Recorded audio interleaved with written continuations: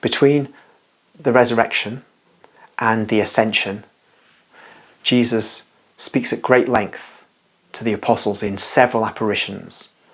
The Catholic Church has a tradition that Jesus instructed the founders of the church on the conduct of the church's affairs, which was to take place after he'd left the earth.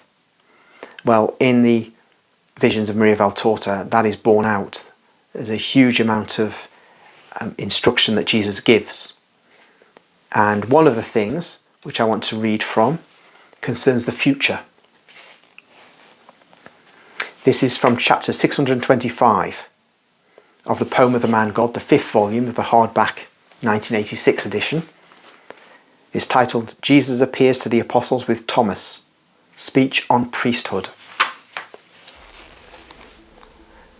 O my beloved friends, whom I am sending along the roads of the world to continue the work that I began, and that will be pursued until the end of time.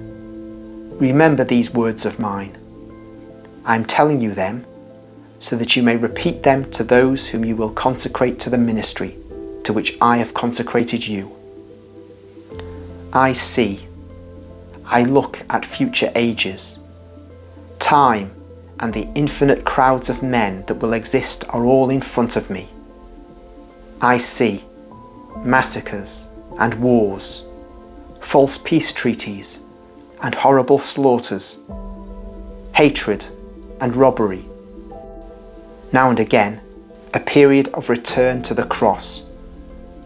Like an obelisk that indicates pure water among the arid sands of the desert, my cross will be raised with love, and it will gather its branches close together like a dome as a protection from storms and dog days, and will keep away serpents and wild animals with the sign that puts evil to flight. And it will be so, as long as men so wish. I see men and men, women, old people, children, warriors, scholars, doctors, peasants. They all come and pass by with their loads of hopes and sorrows. And I see many stagger because their sorrow is too great, and their hope has slipped off the load first of all, as the load is too heavy, and their hope has crumbled on the ground. And I see many fall on the roadsides because they are pushed by others who are stronger. And I see many who, feeling that they are abandoned by those who pass by, and they're even trampled on, poor children, among all these, struck by life who pass by or fall, my love has deliberately spread some compassionate Samaritans, good doctors, lights in the night, voices in the silence, so that the weak who fall may find assistance, and once again they may see light and hear the voice that says, hope, you are not alone.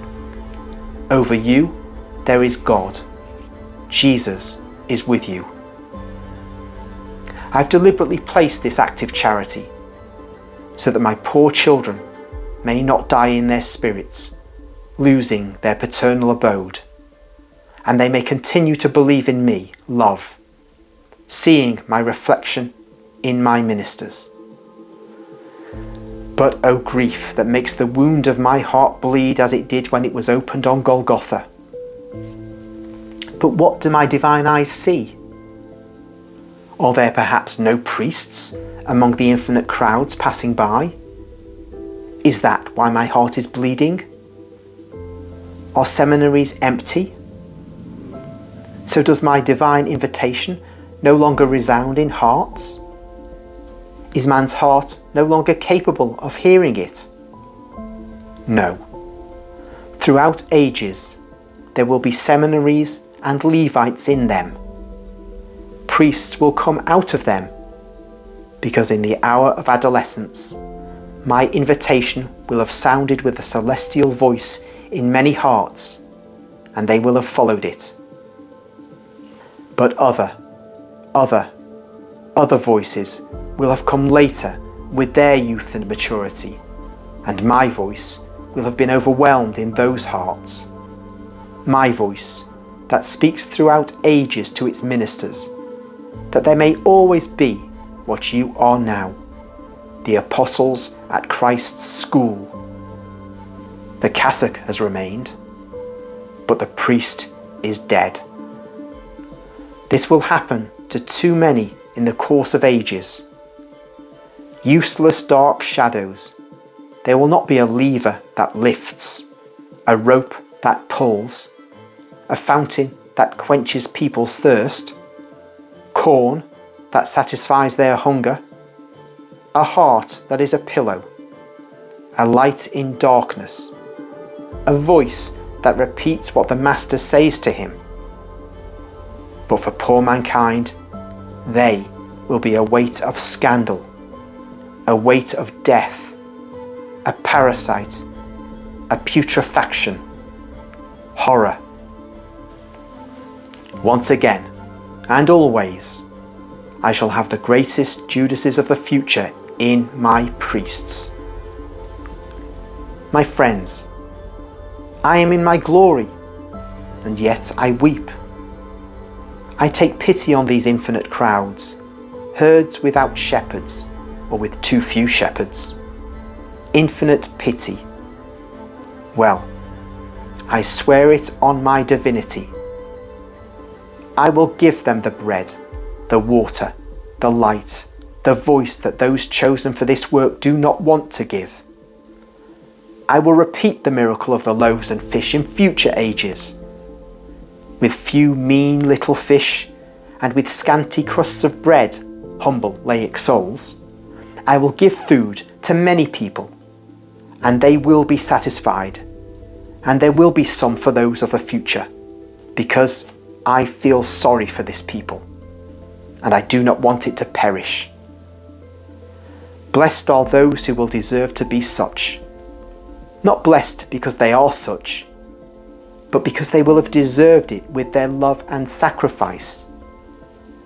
And most blessed those priests who will remain apostles, bread, water, light, voice, rest and medicine for my poor children. They will shine in heaven with a special light. I swear it to you, I who am the truth. Let us get up, my friends, and come with me, that I may teach you again to pray. It is prayer that nourishes the strength of the apostle, because it blends him with God. And here Jesus stands up and goes towards the little staircase. But when he is at its bottom, he turns round and looks at me. Oh, Father, he looks at me. He thinks of me. He looks for his little voice, and the joy of being with his friends does not make him forget me. He looks at me over the heads of the disciples and smiles at me. He raises his hand, blessing me, and he says, "Peace be with you." And the vision ends. Just worthy of note there that this is an event that took place 2,000 years ago. Jesus is with the apostles. How can he be turning to look at Maria Valtorta, who's not in the vision and isn't even alive at that time? Well, this is what I've mentioned on a previous occasion. This happens on a couple of other occasions. Once in the temple, I think, when it's the incident of the widow's mite, and the other time when Jesus has got away from the caravan of his family that is leaving Jerusalem and going to Nazareth because he wants to go into the temple. And he's there and he looks directly at Maria Valtorta as well, out of the vision, as it were. And this shows how Jesus can manipulate these visions. So we are seeing what happened 2,000 years ago, but then Jesus uses his sovereign power as God to tweak the vision. So he, in this case, looks out at Maria Valtorta.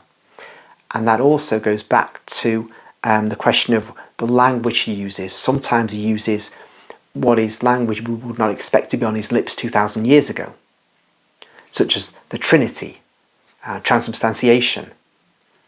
But it seems that he may well be using those languages those terms 2,000 years ago. It's perfectly possible, but it's also possible that he has simply decided to tweak the vision and include our contemporary language, the language the church developed, or the language that the church took from Greek philosophy, and found that it was sufficiently precise to explain what Revelation was telling us. And he's putting that language on his own lips 2,000 years ago. And that would be perfectly legitimate because the Catholic Church has received the dogmas from his Spirit, the Spirit of Jesus, as St. Paul says. So it's all coming from Jesus one way or the other. But it's instructive to see how Jesus can manipulate the historical event that he's giving a vision to Maria Valtorta of.